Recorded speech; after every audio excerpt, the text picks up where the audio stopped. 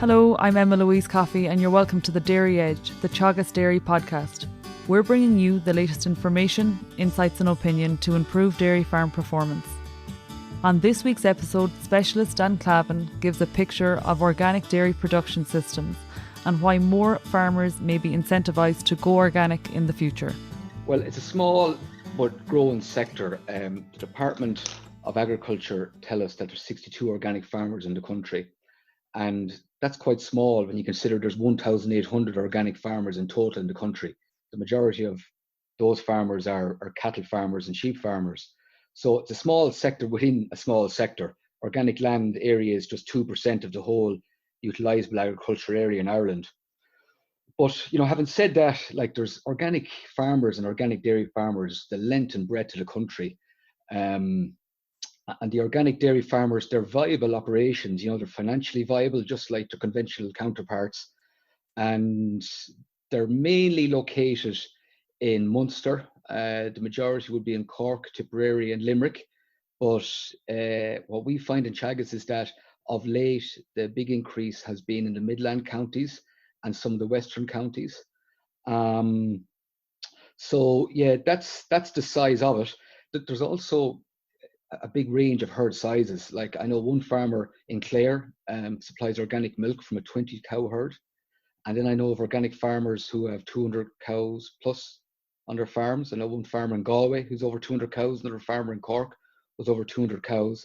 So, there's a lot of variation there, and stocking rates, the limit is 170 kilograms nitrogen per hectare, 2 cows per hectare. And what we find in Teagasc is that the average stocking rate is about 1.4, 1.5 livestock units per hectare. So yeah, that's it, Emma-Louise. That's a summary of the sector. Small sector and a lot of variation within the sector, and it's a growing sector. You mentioned the stocking rate, Dan, of in and around the 1.4 or 1.5 livestock units per hectare. Can you quantify the type of production those animals are achieving? I suppose if you could quantify it in terms of kilos of milk solids or litres of milk. Yeah, so it's a small sector, and we in Teagasc, we're endeavouring to gather more and more data. We have 60 farmers on board at present, and we've just launched a new national organic discussion group. So I'd say preliminary information we have indicates that the production levels are very good per cow from these farms.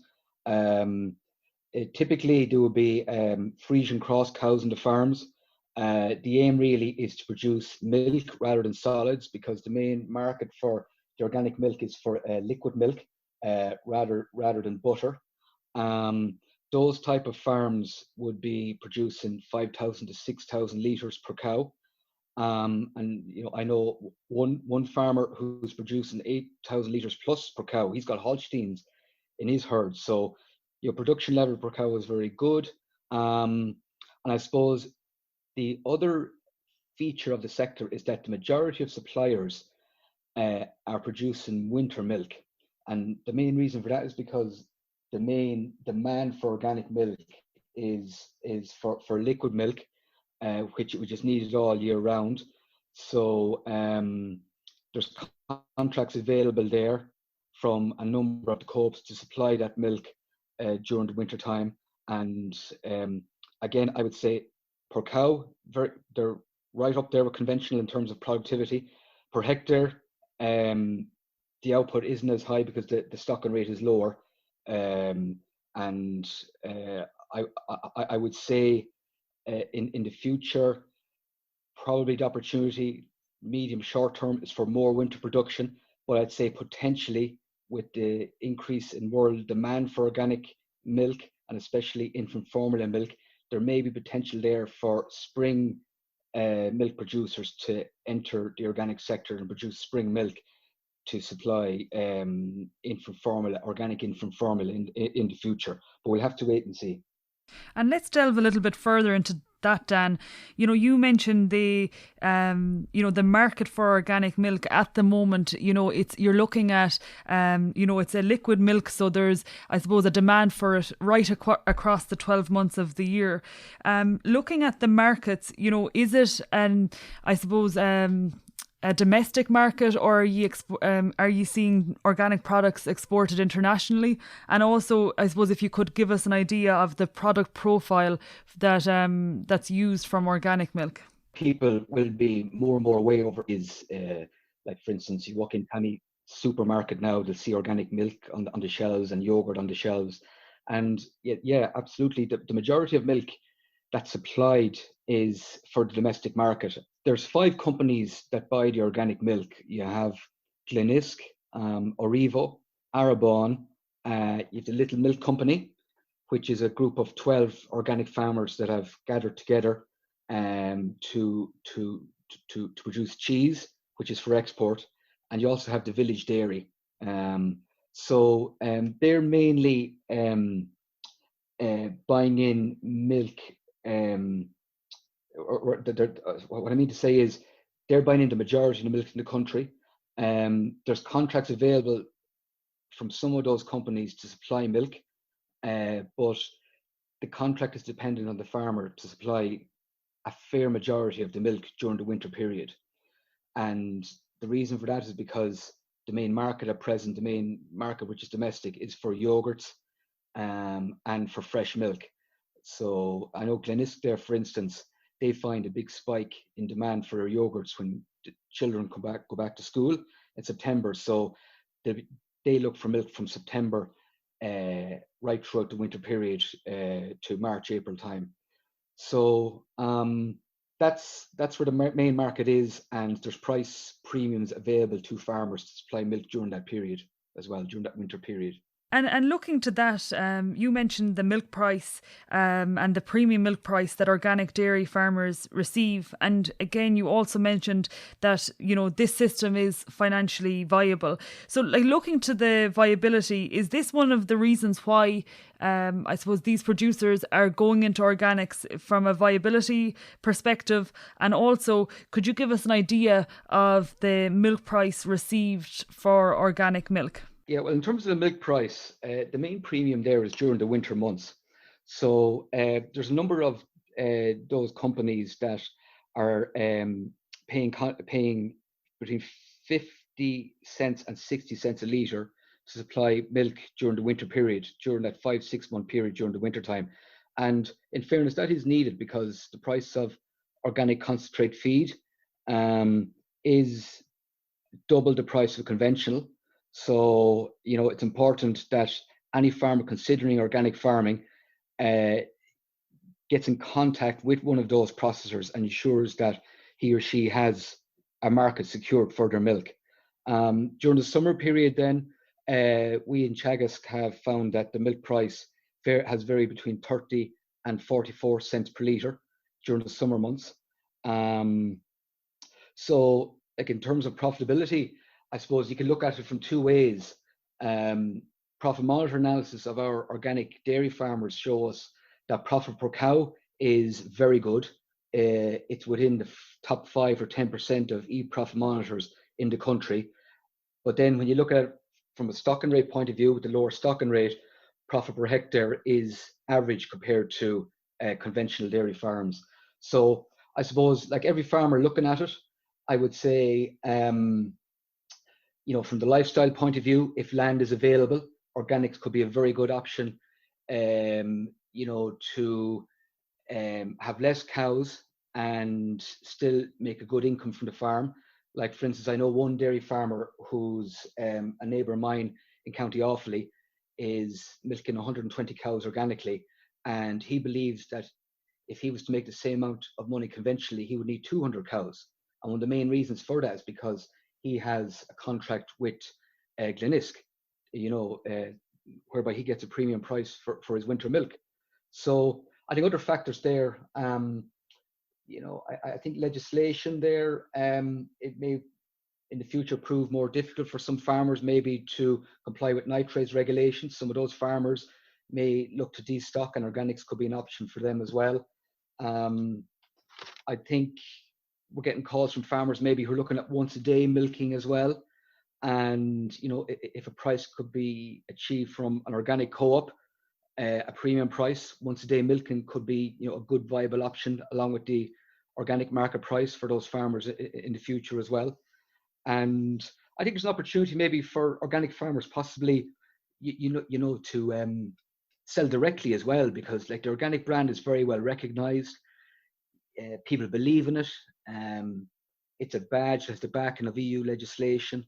So there are organic farmers there increasingly getting together to supply milk. I mentioned Little Milk Company earlier on. That's a group of 12 farmers that have hired a marketing manager, and they're exporting their cheese now. Some organic farmers are selling milk directly as well and getting a premium price for that. So I suppose in a nutshell, there's lots of reasons why people would go organic, but I suppose at the same time, it was easy, everybody would be at it. And I think from that point of view, the research has to be done to ensure that, you can secure a market for your milk. And when you talk about milk price there, Dan, in the 6 summer months of 30 to 44 cent a litre, and then looking to the winter months, the 50 to 60 cent a litre, that is above the average you'd see in a conventional setting. But, given the extensive nature of organics, coupled with the increased costs, do you think that the milk price is sufficient, I suppose, particularly at the lower end of the range that you've given us? Well, the main reason that we see that farmers are making good money in organic farming is, first of all, the premium price is very, very important. But I think allied to that, it's not enough. What we find is that organic farmers have a low cost system, not having to spread, not having to spread, but rather what I should say is the fact that organic farmers are not allowed to spread artificial nitrogen is a big cost saving. Also, veterinary fees are generally lower on organic farms, so that's a factor as well. But I think organic farmers really have to be good planners and have to have a very, very good attitude to be more open-minded about working with the land and thinking differently. Like what organic farmers say to me is that they feel that they farm very close to nature. A lot of them find that once they stop spreading artificial nitrogen, that the land comes back into its own after 2 or 3 years. And it's extraordinary how when these farmers stop spreading nitrogen on their land, that after 2 or 3 years, clover starts coming into the land and the land begins to find its feet again and grow good quality grass. So I think, the right attitude and, the market price secured and the low cost based system, it certainly can be viable.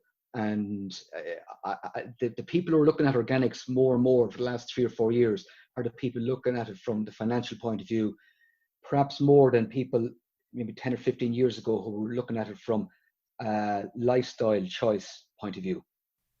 And then can you identify the key principles of an organic farming system? And, I suppose the differences between organics when we compare it with the conventional farming systems.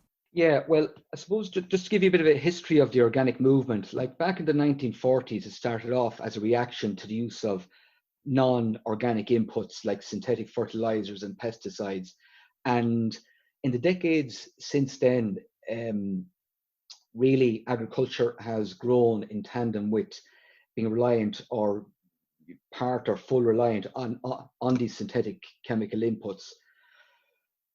So I suppose the reality then was that there was a lot of environmental problems maybe associated with that type of farming throughout the 70s and 80s, especially in Europe. Pesticide buildup and water pollution. And the EU then took a decision to really promote organic farming by giving it a legislative framework. They really liked it. They thought it was a good way of solving a lot of the environmental problems that are in some European countries at the time. And, that legal backing also gave a great credibility to, the badge, the organic badge, that a farmer could then put on his or her organic milk or beef or cereals. So I suppose like the organic principles then, as you mentioned, it's really based on, care for the environment. Farmers, who farm organically, they have a very, very good interest in the environment. There's studies there that show, for instance, that organic dairy farmers in Ireland have a higher level of biodiversity on their farms compared to conventional farms. And organic farmers, there's an old adage like, if you have a healthy soil, you'll produce healthy grass and healthy crop, and that'll deliver healthy food. And that's what organic farmers believe. So, if you look at it, the farm to fork strategy, which is being rolled out at present, one of the main aims of that strategy is to produce healthier food. So I would say that bodes well for the promotion of organic food in the future. I think organics can work very, very well with that overall strategy. And finally, Dan, you mentioned there are currently 62 organic dairy farmers in Ireland.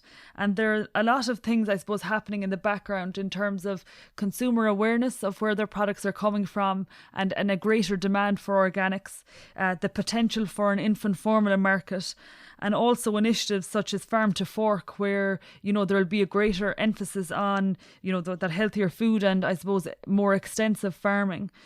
Where do you see the role of organics in Ireland, in dairy specifically, but I guess, in the overall picture of agriculture in Ireland? I think in order to grow it viably, I'm always a great believer in looking at the market first. And worldwide, there is a big increasing demand for more organic dairy products. And I look at us here in Ireland, and the challenge really is to match up, I suppose, that potential, that global potential, with possible interest there from some of the significant processors who are in Ireland. And I think it could add up very, very well. Like I know, for instance, Denmark have quite a large organic dairy industry. We've got a much lower cost based system here in Ireland. I think competitively there's huge potential there to produce organic milk in this country, but just the market has to be reached out to globally, and that's down to the processors, who I can't speak for. But you talked about EU legislation, the Farm to Fork. I was very, very encouraged to see that there's going to be money put in to increase the demand for organic food and organic milk. There's going to be funding available for that. So I think that's very, very positive. The sector is small in Ireland. I think it can only grow.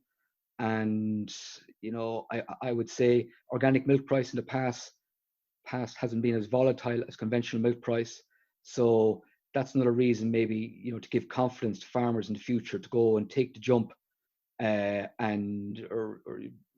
at least consider it. And the advice I give is that any farmer looking at it should maybe do a course with us in Teagasc. It's a fantastic way to find out about organic principles. And it's a great way to meet other like-minded farmers as well. So I'd say definitely the future is bright overall, Emma-Louise. That's great, Dan, and I think that we'll watch you with interest in the coming weeks and months. It'll be interesting to see the performance from the new organic discussion group, and we're excited to see what the farmers are achieving there. Thanks, Dan. Okay, Emma-Louise. The Teagasc website has a brand new video profiling organic farmer Bat Sheehan, and he tells his story about his experience with organic farming. And we've also put up a brand new frequently asked questions section for any farmer who is interested in finding out more about organic farming. That's it for this week's episode of the Dairy Edge podcast, and my thanks to Dan Clavin for joining me on this week's show. Don't forget to rate, review and subscribe to the podcast. You can listen on Apple and Google Podcasts as well as Spotify, and for more information go to the Teagasc website at teagasc.ie. I'm Emma-Louise Coffey, and join me next time for your Dairy Edge.